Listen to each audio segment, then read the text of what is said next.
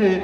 اللہ کے رسول صلی اللہ علیہ وآلہ وسلم نے فرمایا قیامت میں ہر شخص سے 5 سوال ہوں گے، ہر شخص سے، چاہے آپ ناگپور کے ہیں، دہلی کے ہیں، بریلی شریف کے ہیں، اجمیر شریف کے ہیں، کوئی بھی ہو، ہر شخص سے 5 سوال ہوگا۔ پہلا، تم نے اپنی زندگی کیسے بتائی؟ دوسرا، تم نے اپنی جوانی کیسے بتائی؟ تیسرا، تم نے اپنی آمدنی کمائی کیسے، کہاں سے حاصل کی؟ چوتھا، اس آمدنی، اس کمائی کو کہاں خرچ کیا؟ اور پانچواں، جو تم نے دنیا میں علم حاصل کیا اس پہ کتنا عمل کیا؟ آج ہم نہ اپنے آپ کو بچانے کی کوشش کر رہے ہیں اور نہ اپنے گھر والوں کو بچانے کی کوشش کر رہے ہیں، کیونکہ مفسرین نے اس آیت کی تفسیر میں فرمایا کہ اپنے آپ کو بچانے کے لیے سب سے اہم چیز جو ہے وہ ہے اسلام، شریعت پہ عمل۔ توحید اور رسالت تو تمام مسلمان الحمدللہ مانتے ہیں، تبھی مسلمان کہلاتے ہیں، لیکن اس کے بعد کیا ہم شریعت پہ عمل کر رہے ہیں؟ آج 51 اسلامک ملک ہیں، اور الحمدللہ ہمارے ملک عظیم بھارت ہندوستان میں بھی مسلمانوں کی بڑی تعداد آبادی ہے۔ ہم اپنی حالت کو دیکھیں، چاہے ہماری معاشری حالت ہو، علمی حالت ہو، ہر چیز میں ہم پچھڑے ہیں۔ آخر کیوں پچھڑے ہیں؟ یاد رکھیے، جب کسی قوم کا عروج یا زوال ہوتا ہے تو ہم کو تاریخ دیکھنی چاہیے کہ وہ کون سی صفات ہیں، خصلتیں ہیں، برائیاں ہیں جو جس قوم میں آ جاتی ہیں تو ان کا زوال ہوتا ہے، اور کون سی اچھی باتیں ہیں جب کسی قوم میں آتی ہے تو ان کی ترقی ہوتی ہے۔ امام بخاری صحیح میں ایک صحابی کا قول نقل فرماتے ہیں، وہ فرماتے ہیں کہ یونانیوں میں، رومنز میں کچھ اچھی باتیں بھی ہیں، اور ایک ان میں اچھی بات یہ گنائے گی کہ جب وہ ہار جاتے ہیں، جب وہ شکست ان کو مل جاتی ہے تو وہ کامیابی حاصل کرنے کے لیے دگنی طاقت سے محنت کرتے ہیں۔ اللہ کے رسول علیہ السلام نے فرمایا wisdom is the lost property of a believer, he should get it from wherever he can۔ حکمت مومن کا کھویا ہوا خزانہ ہے، اس کو جہاں سے ملے اس کو وہاں سے لے لینا چاہیے۔ کیا ہم اور ہماری نوجوان نسل تعلیم اور علم اور حکمت کی جستجو میں ہے؟ یہ جو اجتماع اتنا بڑا ماشاءاللہ عظیم و شان اجتماع ہو رہا ہے، یہ سیٹرڈے سنڈے کو کیوں رکھا گیا؟ اس کو جمعرات جمعہ کو بھی رکھا جا سکتا تھا، مدارس میں چھٹی ہوتی ہے، تاکہ ہمارے عوام کو اپنے بزنس کو بہت زیادہ ہیمپر نہ کرنا پڑے، ہماری عوام فرصت نکال کر حاضر ہو سکے اور یہاں پر صبح سے شام تک جو بڑے بڑے علماء مشائخ تشریف لائے ہیں ان کے بیانات سنیں۔ اس کے باوجود ہم گھوم رہے ہیں، اور بالخصوص میری توجہ نوجوان نسل پہ ہے۔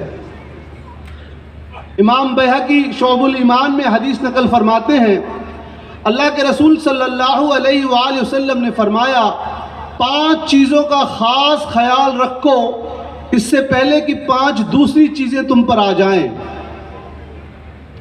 فرمایا زندگی کا موت آنے سے پہلے، جوانی کا بڑھاپا آنے سے پہلے، اللہ کی دی ہوئی دولت کا اس سے پہلے کہ غربت آئے، اچھی صحت کا اس سے پہلے کہ بیماری آئے، اور خالی وقت کا اس سے پہلے کہ تم مصروف ہو جاؤ۔ ایک دوسری حدیث میں امام بخاری نے نقل فرمایا، اللہ کے رسول صلی اللہ علیہ وآلہ وسلم نے فرمایا اللہ تعالیٰ کی 2 ایسی نعمتیں ہیں جس کا اکثر لوگ صحیح حق ادا نہیں کرتے، ایک اچھی صحت اور دوسری خالی وقت۔ ہمارے نوجوان بچے چائے خانوں پر بیٹھے ہوئے ہیں، گھنٹوں واٹس اپ، انسٹاگرام، پوری سیاست واٹس اپ اور فیس بک پر کریں گے، اور ان کو بلا کر ایک پیج دے دیجئے کہ اس پہ آپ ایک اپلیکیشن لکھیے، کوئی قید نہیں ہے کہ عربی میں ہی یا اردو میں ہی یا انگلش یا ہندی یا مراٹھی، جس لینگویج میں آپ کو معلوم ہو آپ ایک اپلیکیشن لکھیے۔ میں آپ کو بتا رہا ہوں، بڑی ذمہ داری سے بتا رہا ہوں، ہماری جو نسل اب تیار ہو رہی ہے وہ کسی بھی ایک زبان میں اپلیکیشن نہیں لکھ سکتی ہے، وہ صرف رومن اردو لکھ سکتی ہے۔ آپ کیسے ہیں، AAP، آپ KAISE کیسے ہیں؟ They are unable to write application in any language and that is why their comprehension level has gone down. کیونکہ ان کو علم کا شوق نہیں ہے، وہ علم سے دور ہو گئے ہیں، وہ بے معنی جس کی کوئی مقصد نہیں ان چیزوں میں گفتگو اور مناظرہ کر رہے ہیں۔ تو یاد رکھیے، ترقی حاصل کرنے کے لیے علم کا ہونا ضروری ہے۔ جب سیدنا آدم علیہ السلام کے سامنے فرشتوں کو سجدے کا حکم ہوا تو مفسرین نے وہاں ایک جو نقطہ بیان کیا ہے وہ یہ کہ سیدنا آدم علیہ السلام کو چونکہ تمام چیزوں کا علم دیا گیا تھا تو وہاں علم کی فوقیت اور افضلیت کو بھی دکھانا تھا۔ تو یہاں سے ایک قاعدہ کلیہ معلوم چل گیا ہے کہ دنیا میں اس کو عزت ملے گی جس کے پاس علم ہوگا۔ آج سچر کمیٹی رپورٹ کے مطابق ہندوستان میں وہ قوم جو سب سے پیچھے ہے وہ ہے مسلمان۔ نیشنل ایجوکیشن پالیسی بھارت سرکار نے 2020 میں اس پالیسی کو نافذ کیا۔ اس میں پہلی بار ایک اہم نقطے کو شامل کیا گیا جس کو ویلیو ایجوکیشن کہتے ہیں، جس کو ہمارے یہاں اخلاق یا ادب کیا جائے یا تربیت کہا جائے۔ یعنی آپ پوری دنیا کے حکومت اس بات کو تسلیم کر رہی ہے کہ صرف تعلیم سے ترقی حاصل نہیں ہو سکتی، ساتھ میں تربیت، اخلاق اور ادب ہونا ضروری ہے، اور اسلام نے یہ تعلیم 1400 سال پہلے دی ہے۔ ہم نے اپنے بچوں کو بہترین سکولوں میں بھیج دیا ہے، مہنگی فیس دے رہے ہیں، لیکن ہمارے بچوں کو ہم نے ادب نہیں سکھایا۔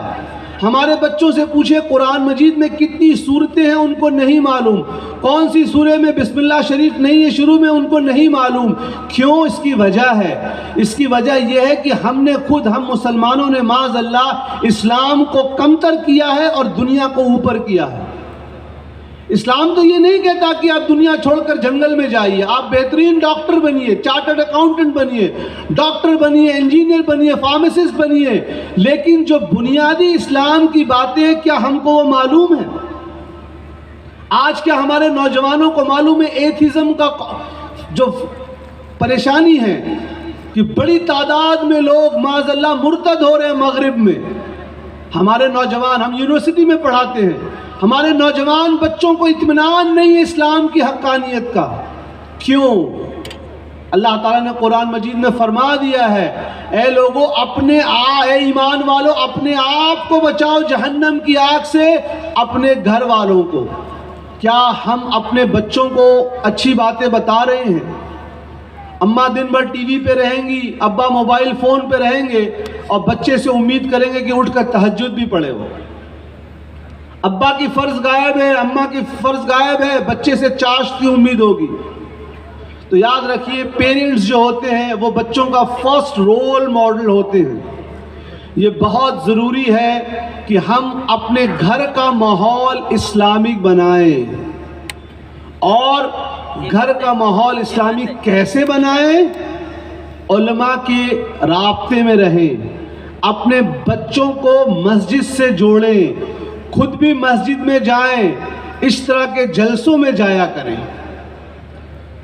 دوسرا جو اہم مسئلہ ہے، تاریخ۔ ایک بڑی مشہور بات ہے، جو قوم اپنی تاریخ کو بھلا دیتی ہے، تاریخ اس قوم کو بھلا دیتی ہے۔ آپ اپنے شہر ناگپور کی تاریخ جانتے ہیں کہ یہاں پر جب انگریزوں نے حملہ کیا تو ٹیپو سلطان رحمت اللہ علیہ کی فوج سے کچھ لوگوں کو یہاں بلایا گیا۔ آپ کے ہاں جو مانس مندر ہے وہ انہی لوگوں کے لیے بنایا گیا تھا کہ وہ غیر مسلم تھے، لیکن وہ آ رہے تھے انگریزوں کا مقابلہ کرنے کے لیے۔ کیا آپ کو اس شہر کی تاریخ معلوم ہے کہ کتنے مسلمانوں نے انگریزوں سے مقابلے کے لیے یہاں شہید ہوئے؟ نہیں معلوم ہے۔ لال قلعہ، قطب مینار، گول کنڈا، ہم کو کچھ نہیں معلوم ہے۔ یاد رکھیے، سب باتیں واضح طور پہ نہیں کی جاتی ہیں، اشارتاً بہت سی بات کی جاتی ہیں. یہ بہت ضروری ہے کہ ہم اپنے بچوں کو اسلام کی تاریخ، اپنے اس عظیم ملک ہندوستان کی تاریخ، اپنے شہر کی تاریخ بتائیں. وہ کیسے حاصل ہوگی؟ واٹس ایپ پہ دن بھر، انسٹاگرام پہ لینے سے نہیں ہوگی، آپ کو کتابیں لانی پڑے گی. تیسری اہم بات ہے ریجنل لینگویج، مقامی زبان کا سیکھنا. آج ہر اسٹیٹ میں یہ قانون بن گیا ہے، چاہے وہ تمل ناڈو ہو، کرناٹکا ہو، مہاراشٹرا ہو، کہ سرکاری نوکری انہی لوگوں کو ملے گی جن کو اس صوبے کی زبان آتی ہوگی. ہمارے بچوں کو سب کچھ ہے، کون سا کرکٹ میچ چل رہا ہے، کون سی فلم ریلیز ہو رہی ہے، ان کو ضرور معلوم ہوگا، لیکن کبھی یہ شوق نہیں ہوگا کہ ہم اردو سیکھیں، ہم مراٹھی سیکھیں. ہماری تہذیب، ہماری تاریخ، تصوف، مذہب، یہ بہت بڑا سرمایہ اردو میں ہے. ہم اردو نہیں سیکھ رہے ہیں. کم سے کم پڑھنا تو سیکھ لیں. ہم مراٹھی زبان نہیں سیکھ رہے ہیں، اس کی وجہ یہ نہیں ہے کہ وقت کی کمی ہے، اس کی وجہ یہ ہے کہ ہم نے وقت کا صحیح استعمال نہیں کیا ہے. ایک چیز جو اللہ تعالیٰ نے سب کو برابر دی ہے، چاہے مسلم ہو غیر مسلم ہو، ہندوستان کا ہو، نیپال کا ہو، امریکہ کا ہو، چین کا ہو، مرد ہو اور عورت ہو، سب کو ایک چیز اللہ تعالیٰ نے برابر دی ہے، اور وہ ہے 24 گھنٹے. دن کا 24 گھنٹہ سب کو ملا ہے. اب ہم کو دیکھنا ہے کہ ہم اس میں کتنا وقت مطالعے میں لگاتے ہیں، کتنا عبادت میں لگاتے ہیں، اور ہم کتنا چائے خانوں پر بیٹھ کر واٹس ایپ اور انسٹاگرام پہ لگا رہے ہیں. جس نے اس وقت کا صحیح استعمال کیا انشاءاللہ تعالیٰ وہ کامیاب ہو جائے گا. آپ آج اور کل بڑے بڑے علماء مشائخ کی تقریروں کو سنیں گے. کوشش کیجئے کہ جو بات آپ سنیں اس پہ عمل بھی کریں، کیونکہ تمام اچھی باتیں کتابوں میں موجود ہے.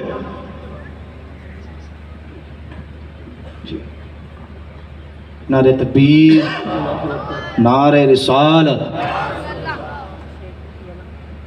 مہمان خصوصی یمن کی سرزمین سے تشریف لائے ہیں، الحمدللہ سادات میں سے ہیں، اس کھڑے ہو کر کے استقبال کر لیں.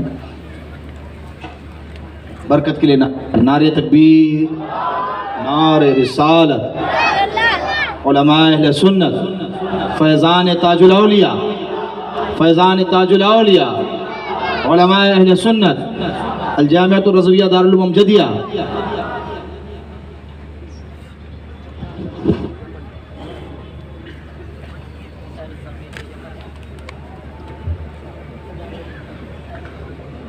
بیٹھ جائیں، فوراً بیٹھ جائیں. 10 منٹ اور آپ کے سامنے ہوں میں.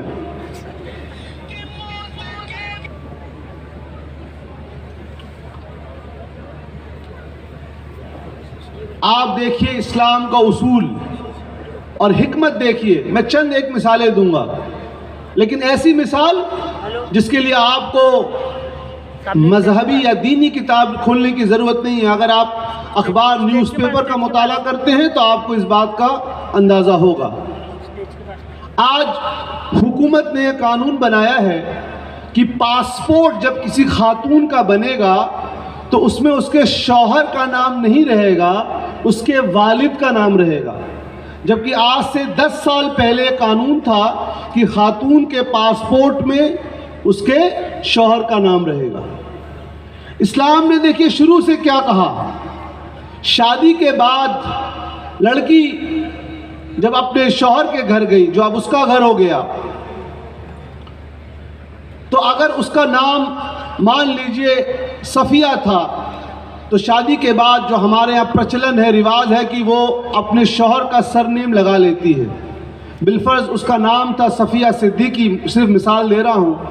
شادی ہو گئی پرویز خان صاحب سے، تو وہ شادی کے بعد صفیہ خانم بن جاتی تھی یا خان بن جاتی ہے. اسلام اس چیز کو پسند نہیں کرتا ہے. اس کی حکمت سوچیے اور دونوں باتوں کو ذہن میں رکھیے. بالفرض اس کے شوہر کا انتقال ہو گیا، یا خدا نخواستہ کچھ انبن ہو گئی، طلاق جو کہ ایک بری چیز ہے، اس کی نوبت آ گئی. دونوں صورت میں وہ عورت اب دوسری شادی کرے گی. اب اس کا نام اوریجنل نام تھا صفیہ صدیقی، پہلے شوہر کا نام کیا صفیہ خان ہو گئی. اب دوسری شادی کرے گی، پھر پاسپورٹ میں چینج ہوگا. اب جب پوری گورنمنٹ کو اس بات کا احساس ہوا کہ بھائی شوہر تو بدل سکتے ہیں، باپ نہیں بدل سکتا ہے، اس لیے اسلام نے کبھی یہ نہیں کہا کہ شادی کے بعد عورت جو ہے اپنے ہسبینڈ کا نام لگائے، یہ کلچرل ایفیکٹ ہم نے یہاں سے لے لیا ہے، اس لیے کہ ہم نے فقہ نہیں پڑھی، ہم نے اسلام کے اصول کے اوپر غور اور فکر نہیں کیا۔ ایک اور چیز بتا دوں، اور اس بات کو ہمارے عزیز مفتی فیض احمد صاحب مصباحی خوب سمجھتے ہوں گے، کیونکہ ساؤتھ افریقہ کا ان کا سفر رہا ہے۔ آج پوری دنیا میں LGBT کی بات ہو رہی ہے، معاذ اللہ مرد سے مرد کی شادی کو جائز کہا جا رہا ہے۔ اس پہ ہم نے بات کی احمد شریف خان صاحب کہ ہم اس پہ بڑا پروگرام کریں گے۔ عورت اور عورت کی شادی کو معاذ اللہ جائز کہا جا رہا ہے، اور اپنی اس غلط بات کو صحیح ثابت کرنے کے لیے وہ اس میں ٹرانسجینڈر مخنث کو شامل کر رہے ہیں۔ یاد رکھیے اسلام میں ٹرانسجینڈر ہجڑوں کے پورے حقوق ہیں۔ اگر آپ فقہ کی کتاب کو اٹھائیں گے تو ان کو نماز میں کہاں کھڑا ہونا ہے، ان کو پراپرٹی میں کتنے رائٹس ہیں، اور اسلام میں منع کیا گیا ہے کہ ٹرانسجینڈر کا مذاق اڑائیے یا ہنسیے، لیکن ایک غلط چیز کو صحیح ثابت کرنے کے لیے وہ صحیح چیز کو اپنے ساتھ ملا رہے ہیں۔ تو میں نوجوانوں سے گزارش کروں گا، جو دور حاضر کے فتنے ہیں اس کو پہچانیے۔ آپ تو اچھی اچھی بات آپ کے امی ابو کرتے آئے ہیں، اور اماں ابا کو معلوم نہیں کہ ہمارا بچہ کن کے ساتھ اٹھتا بیٹھتا ہے۔ بخاری شریف کی حدیث میں اللہ کے رسول صلی اللہ علیہ وآلہ وسلم نے فرمایا، تم کس سے دوستی کرتے ہو اس بات کا بڑا خیال رکھو کہ تمہارا ایمان تمہارے دوست کے ایمان سے متاثر ہوتا ہے۔ تو نوجوان بچے دیکھیں آپ کس کے ساتھ اٹھتے بیٹھتے ہیں، وہ کیسی باتیں کرتا ہے، کیونکہ آپ چاہیں نہ چاہیں آپ کے اوپر آپ کیا پڑھتے ہیں، کیا دیکھتے ہیں، کس کے ساتھ اٹھتے بیٹھتے ہیں، آپ کے سب کانشینس مائنڈ پر اس کا اثر ہوتا ہے۔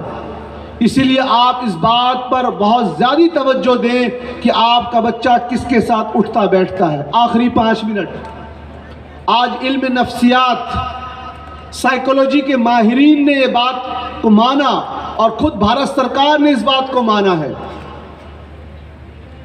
کہ 5 سال سے لے کر 8 سال کی عمر جو ہوتی ہے بچوں کی، یہی بچوں کے بننے کی عمر ہوتی ہے۔ آپ نے 8 سال کی عمر میں بچوں کو اچھی عادتیں بتا دی، ان کی توجہ، ان کا انٹرسٹ اچھی چیزوں کی طرف لگا دیا، تو وہ زندگی میں بہت کام آئے گی۔ 8 سال کے بعد جس طرح اگر آپ کسان کاشتکاری سے جڑے ہوئے ہیں کہ جب تک پودا ملائم ہے، بچہ ہے، آپ اس کو ڈنٹل لگا کر یا لکڑی لگا کر اس کو سیدھا کر سکتے ہیں، لیکن ایک بار جب تنا مضبوط ہو گیا تو آپ اس کو سیدھا نہیں کر سکتے ہیں۔ اس لیے جن کے گھروں میں بچے ہیں، یاد رکھیے اپنے بچوں کے ساتھ سختی کریں۔ اذان ہو رہی ہے سیدنا محمد صلی اللہ علیہ وسلم، تو یاد رکھیے اپنے بچوں کی تربیت کیجئے۔ امام دیلمی نے مسند الفردوس میں ضعیف سند سے ایک حدیث کو نقل فرمایا جو فضائل اور مناقب میں قبول ہے۔ فرمایا اپنی اولاد کو 3 چیزوں، حضور علیہ السلام نے فرمایا اپنی اولاد کو 3 چیزوں کا علم دو۔ پہلا قرآن مجید، دوسرا فرمایا میرے متعلق یعنی نبی کریم صلی اللہ علیہ وآلہ وسلم کے متعلق، تیسرا فرمایا میرے اہل بیت کے متعلق۔ آج کیا ہمارے بچے ان سے جڑے ہیں؟ سیدنا عمر رضی اللہ عنہ نے فرمایا اپنے بچوں کو تیر اندازی کا، تیراکی کا، سوئمنگ کا، تیر اندازی کا، گھڑ سواری کا علم دو۔ یہ تمام فزیکل ایکٹیویٹی کی بات ہے۔ ہمارے بچے گھنٹوں گھنٹوں موبائل پر بیٹھے ہیں، 10 سال کے بچے آ رہے ہیں اوبیسٹی کا شکار ہیں، کسی کو اسپونڈلائٹس ہو گیا ہے، گردن کی ہڈی میں گیپ ہو گیا، پتہ لگا کہ گھنٹوں موبائل دیکھتا رہتا ہے۔ یہ تمام پریشانیاں خود ہم اپنے اوپر مسلط کر رہے ہیں، کیونکہ ہم نے اسلام سے اور اسلامی تعلیمات سے دوری برقرار کی ہے۔ آج رات تک یہ جلسہ کرے چلے گا، اور کل صبح سے یہاں تربیتی کیمپ ہے، علماء مفتیان کرام کے کیمپ ہیں، آپ ان سے مسئلے مسائل پوچھ سکتے ہیں۔ پھر بڑے بڑے علماء، فقیہ اللہ حضرت مفتی مطیع الرحمان صاحب قبلہ تشریف لائے ہیں، ایسے بڑے بڑے جید علماء کی تقریر ہوگی۔ آپ ایک دن کے لیے اپنے گھر کو، اپنے بزنس کو بند کریں اور یہاں پورے انٹرسٹ کے ساتھ باوضو بیٹھیں کہ جب یہاں سے جائیں تو کچھ پیغام لے کر جائیں۔ انشاءاللہ تعالیٰ کل شام 5 بجے میں پھر حاضر حاضر رہوں گا، اور کل میرا موضوع ہے عقائد صوفیہ اور اہل سنت کی کل تصوف کی تعلیمات اور تصوف کے نام پر آج کل جو گڑبڑ چل رہی ہے، انشاءاللہ تبارک و تعالی دلائل کے ساتھ ہم اہل سنت کے موقف کو بیان کریں گے۔ وجزا اللہ عنا سیدنا محمد صلی اللہ علیہ وسلم۔ السلام علیکم ورحمۃ اللہ۔